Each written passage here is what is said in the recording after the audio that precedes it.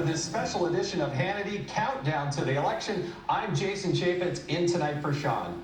Moments ago, President Trump announced he will soon take executive action on the payroll tax, unemployment insurance, student loan relief, and the eviction moratorium. Meanwhile, Joe Biden will hardly even leave his basement. This week, Joe Biden hit the campaign trail from the comfort of his own home for a few virtual events. Needless to say, it did not go well. It all started with this bizarre exchange when Biden was asked about taking a cognitive test. Have a look. But please clarify specifically, have you taken a cognitive test? No, I haven't taken a test. Why the hell would I take a test? Come on, man. That's like saying you, before you got in this program, you take a test whether you're taking cocaine or not. What do you think, huh? Are you a junkie? What do you say to President Trump, who brags about his test and makes your mental state an issue for voters? Well, if he can't figure out the difference between an elephant and a lion, I don't know what the hell he's talking about. Did you watch that? Look, come on, man. I know you're trying to goad me, but I mean, I'm so forward looking to have an opportunity to sit with the president or stand with the president in debates. There can be plenty of time. And by the way, as I joke with him, you know, I shouldn't say it. I'm going to say something I probably shouldn't say. Anyway, I am very willing to let the American public judge my physical and mental my physical as well as my mental fitness, and to make a judgment about who I am. If you can believe it, things only got worse from there. At one point, Biden suggested that African Americans are all the same. Watch this. Unlike the African American community, with notable exceptions, the Latino community is an incredibly diverse community with incredibly different attitudes about different things. Really, Joe? Is that what you meant to say?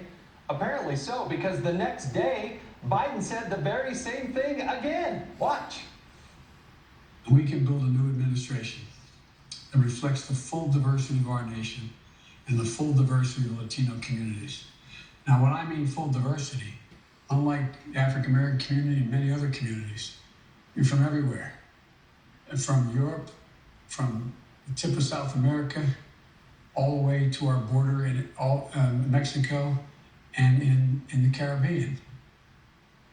And different backgrounds, different ethnicities, but all Latinos. On Thursday now, Joe Biden tried to backtrack, tweeting in part, quote, "Earlier today, I made some comments about diversity in the African American and Latino communities that I want to clarify. In no way did I mean to suggest the African American community is a monolith, not by identity, not on issues, not at all." An apology, not a clarification, would have been much more appropriate. We all heard what Joe said twice. This week, we also heard Joe get confused about the filibuster, stumble over his words, and lose his train of thought. He's campaigning from the basement. He has the lightest schedule of any presidential candidate in modern history. So what's really going on here? Joining us with reaction is American Conservative Union Chairman Matt Schlapp, one of our favorites here on the show, along with Fox News contributor Charlie Hurt, who we also love and glad that she is joining us as well. Gentlemen, thank you so much for joining us on this Friday night. Matt, I got to tell you, hiding Joe Biden is so different than Donald Trump. Donald Trump is playing rock'em sock'em, football, hardball, and Joe Biden's over there with a wiffle ball and can't even seem to hit it. And this is the part I just want everyone to think about. He's doing this with a teleprompter. This is all on video, and he has paddles on the wall right by the camera that he's looking at. He can't read the answers. At CPAC, the group I chair, we have a bunch of students that are involved with our organization. I was talking to one of our interns today, and he was like, I feel like his grandkids need to make this stop.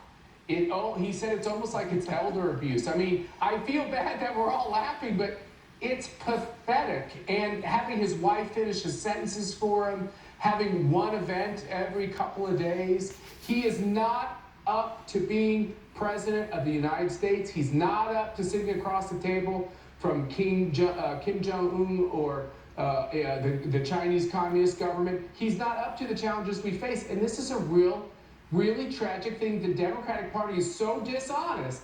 They think they can lie to us that their nominee is up to the job. Charlie, running for president is difficult, but the most difficult job in the face of the planet is being the president of the United States. I'm amazed all the time by the energy that Donald Trump brings to the job, but Joe Biden walking up and down the stairs between his basement, I mean, at what point does the media actually cover this story and actually report on what's going on and not going on in the world of Joe Biden? They never will, and I think that's we should have known that already. It's gotten to the point where it's truly painful to watch. I mean, you look around. I get it. There are people that don't like Donald Trump. Democrats want to field somebody who can beat Donald Trump. There are 350 million people in this country, and this is the guy they came up with. This is the guy. He's run for president umpteen times before. He's been rejected every time. The only way he got into the White House was that at that moment Barack Obama in 2008 needed a guy that was like Joe Biden to be his sort of wingman, and that's the only reason he has any White House experience in the first place. But this is downright, it's painful to watch. And I think Matt is exactly right. At one level, it's kind of comical, but on the other level, it's like elder abuse. And you have these Democrats who are willing to put a guy out there like this, put him through this humiliating experience. At some point, his family has to come out and say, "Wait a minute, this is, we take politics seriously, and we don't like Donald Trump, but this is too much."